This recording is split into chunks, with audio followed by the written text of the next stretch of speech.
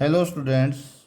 आज मैं आपको एक पूर्ण प्रतियोगी फर्म के संतुलन के निर्धारण के बारे में बताऊंगा। सबसे पहले आपको पूर्ण प्रतियोगी बाजार की विशेषताओं का पता होना चाहिए। पूर्ण प्रतियोगिता में फर्म बहुत अधिक होती हैं और उन सभी का सामान समरूप होता है। वस्तु को खरीदने वाले अर्थात क्रेता भी बहुत अधिक होते हैं।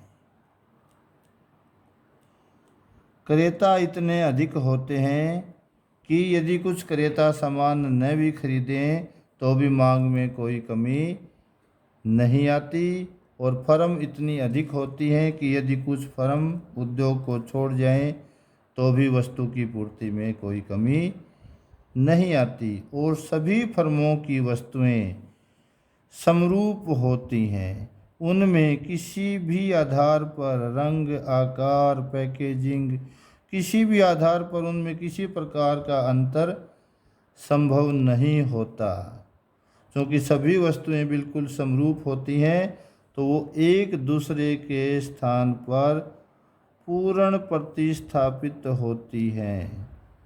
अर्थात सभी फर्मों की जो वस्तुएं हैं उनमें पूर्ण प्रतिस्थापन होता है। फर्म जो है कीमत निर्धारक नहीं होती बल्कि कीमत स्वीकारक होती है। वस्तु की जो कीमत होती है उसका निर्धारण उद्योग करता है।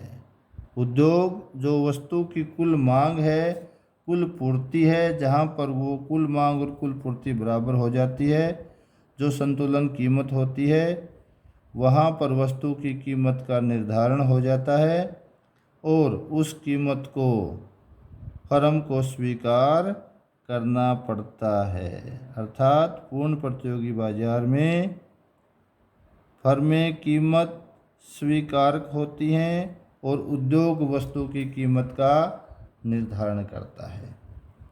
अब हम आते हैं कि ऐसी पूर्ण प्रतियोगी फर्म का संतुलन कैसे निर्धारित होता है। फर्म के संतुलन का अर्थ होता है कि एक फर्म को अधिकतम लाभ कब होते हैं और यदि उसे हानि उठानी पड़ती है तो उसे न्यूनतम हानि कब होती है। फर्म के संतुलन का अर्थ है कि फर्म अपने जो प्रॉफिट है उनको अधिकतम कब प्राप्त करती है। उत्पादन के किस स्तर पर फर्म जो है अपना अधिकतम लाभ प्रॉफिट कमाती है, वही फर्म का संतुलन होगा। पूर्ण प्रतियोगी फर्म के संतुलन के निर्धारण से पहले जो आम तौर पर एक फर्म के संतुलन की शर्तें हैं उनका हमें ज्ञान होना चाहिए। सबसे पहली शर्त है कि जो एमसी है, फर्म की जो सीमांत लागत है, वो सीमांत आय के बराबर होनी चाहिए। ये संतुलन की पहली शर्त है। ये शर्त नेसेसरी है, नेसेसरी कंडीशन है ये, लेकिन ये अपने आप में पर्याप्त नहीं है संतुलन के लिए। दूसरी कंडीशन है कि एमसी एमआर को सीमांत लागत वक्र सीमांत आय वक्र को नीचे से काटता है। ये जो दूसरी कंडीशन है, ये कंडीशन फर्म के संतुलन के लिए एक पर्याप्त शर्त है। यहाँ पर फर्म के जो संतुलन है वो सही निर्धारित हो जाता है। अब रेखा चित्र के द्वारा, डायग्राम के द्वारा इसको समझाया जाएगा। इसके लिए प्यारे विद्यार्थियों, हम एक्स अक्ष पर,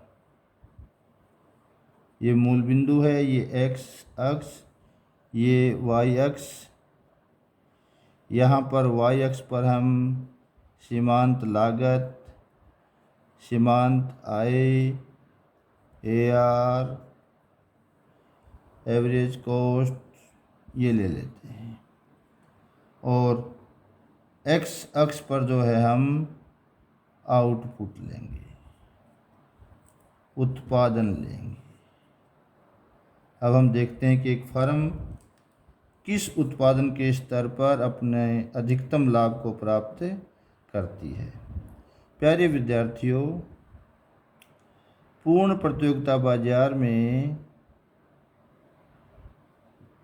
औसत आय वक्र इस प्रकार का होता है। एक्स अक्ष के पूर्ण समानांतर होता है, यही सीमांत औसत आय वक्र और वही सीमांत आय वक्र होता है, और यही वस्तु की कीमत होती है। इस कीमत का निर्धारण उद्योग के द्वारा किया गया है और फर्म को इसको स्वीकार करना होता है।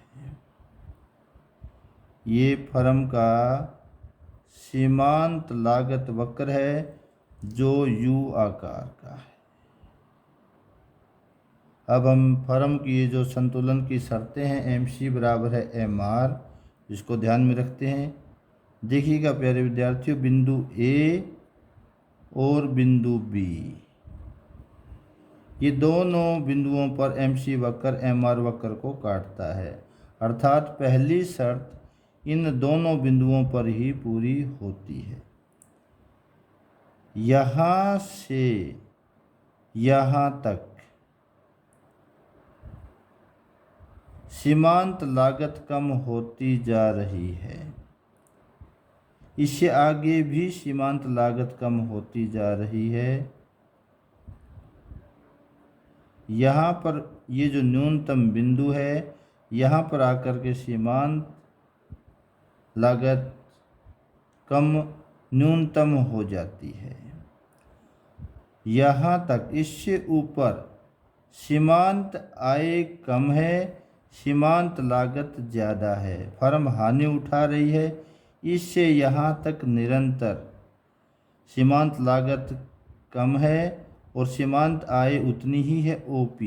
इन दोनों का अंतर बढ़ता जा रहा है, जो यहाँ पर आकर मैक्सिमम हो जाता है। इससे आगे भी सीमांत आय सीमांत लागत से अधिक है, B बिंदु पर आकर यह MC और MR दोनों बराबर हो जाती हैं। यहाँ तक फर्म उत्पादन करेगी। इससे आगे यदि फर्म जाती है तो उसकी प्रत्येक अतिरिक्त इकाई के उत्पादन पर अतिरिक्त लागत, अतिरिक्त आय से, वस्तु के एक अतिरिक्त इकाई के उत्पादन से प्राप्त होने वाली आय से वस्तु की एक अतिरिक्त इकाई पर होने वाला लागत MC MR से अधिक है। इसलिए फर्म यदि इससे आगे जाएगी तो उसे हानि होगी। फर्म इस बिंदु पर संतुलन पर होगी और फर्म OQ वस्तु का उत्पादन करेगी। OQ फर्म का संतुलन उत्पाद होगा। इस बिंदु पर फर्म को अधिकतम लाभ प्राप्त होते हैं। यहाँ पर MC MR को भी काटती है, पहली कंडीशन पूरी होती है, और MC MR को नीचे से काटती है। तो बिंदु E जो है वो फर्म का संतुलन बिंदु होगा। इस प्रकार से पूर्ण प्रतियोगिता बाजार में एक फर्म के संतुलन का निर्धारण होता है। Thank you.